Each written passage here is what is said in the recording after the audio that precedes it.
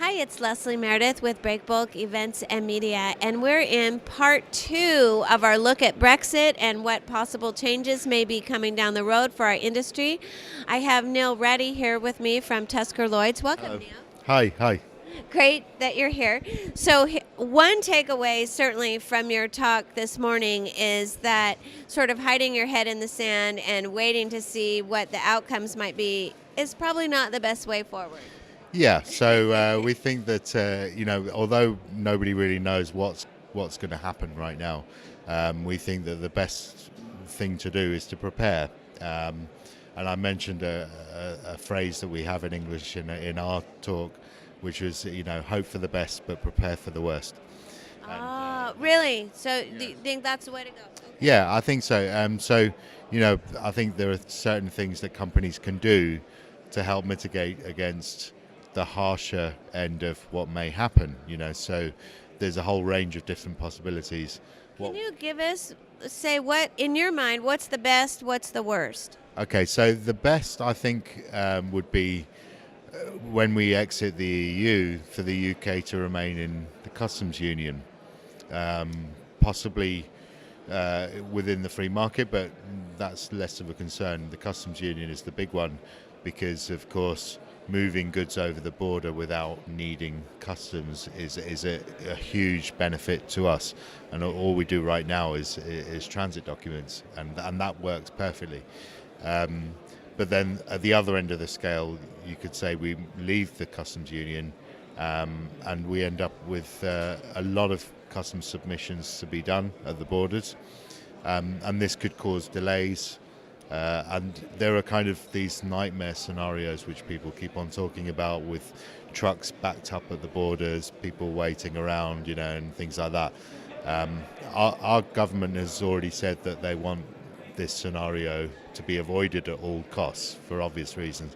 So, I think that the word frictionless has been used by our politicians. Hopefully it will be frictionless, and even if there are customs to be done at the border,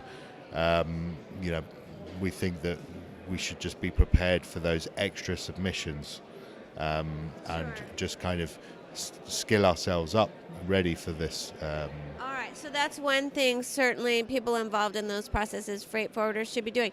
What other things should companies be doing now to prepare for what's to come, say, in about 2 years? Right, well, we think that we will still need some of our operations to come out of Europe. So ports like Antwerp and Rotterdam need to be accessible for UK cargo. And that's purely because we get a wider range of destinations, so we can offer a more of a variety of destinations for our customers.